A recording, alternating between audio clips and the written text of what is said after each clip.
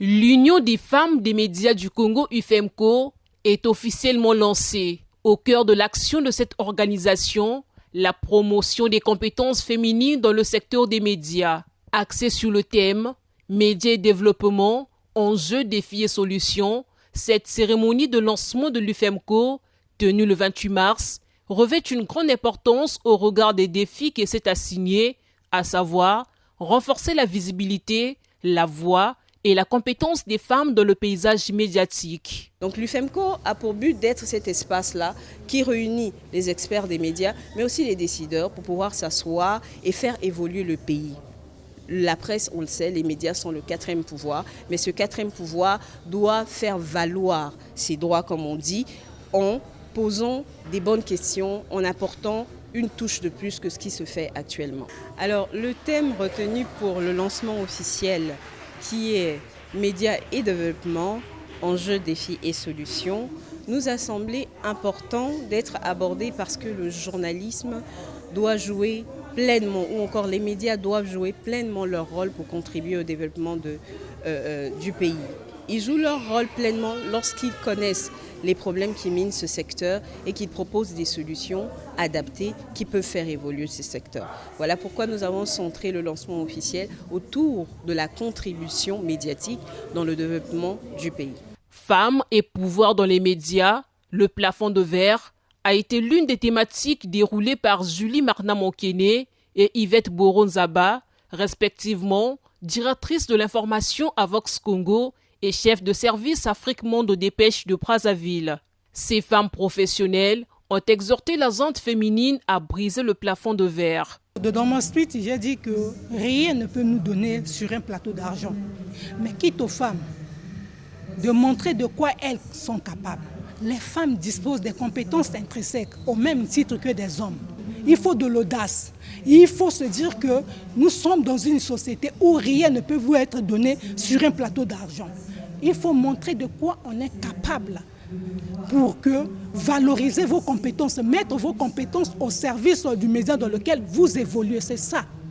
Alors, nous demandons aux femmes de briser le Rubicon pour atteindre le sommet, pour mettre en brèche tous les préjugés, pour prouver qu'elles disposent des compétences, c'est-à-dire à mesure d'être utiles au service de la nation, au service de la société, au service des différentes entités, au service des communautés dans lesquelles elles sont.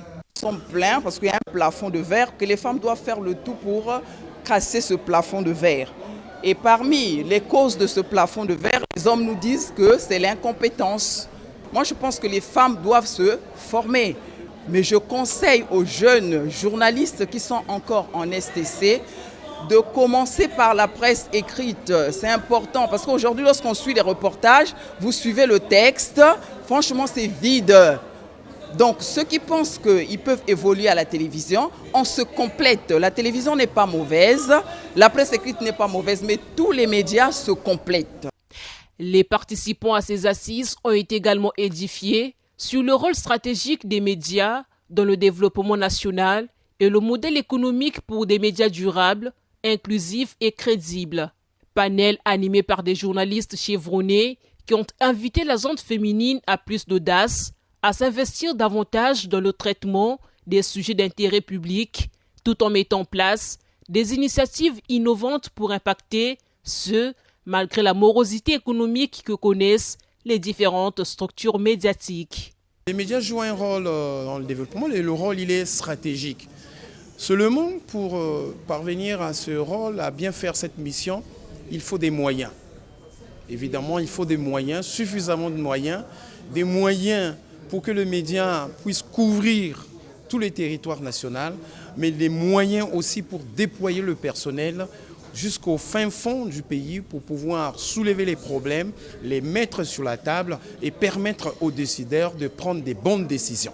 Les pouvoirs publics ont un rôle à jouer. Je pense qu'en ce qui concerne le financement des médias, les pouvoirs publics ont institué ce qu'on appelle la RAV, c'est-à-dire la redevance audiovisuelle. C'est déjà quelque chose d'extraordinaire. Sauf qu'il faut maintenant actualiser cette RAV aujourd'hui dans un contexte de pluralité de titres. C'est-à-dire où vous avez maintenant beaucoup de médias privés et aussi beaucoup de journalistes qui se lancent dans le numérique. Parce que la RAV, telle a été conçue, elle profite beaucoup plus aux médias publics, bon, entre guillemets bien sûr. Alors il va falloir qu'on revoie le mécanisme de distribution ou alors de redistribution des revenus issus de la RAV. Créé en septembre 2024, l'UFEMCO a pour mission de former, sensibiliser et accompagner les professionnels des médias ainsi que les étudiants en journalisme. À ce jour, cette plateforme dispose d'un média en ligne mettant en valeur les compétences féminines et toutes les activités qui cadrent avec ses missions.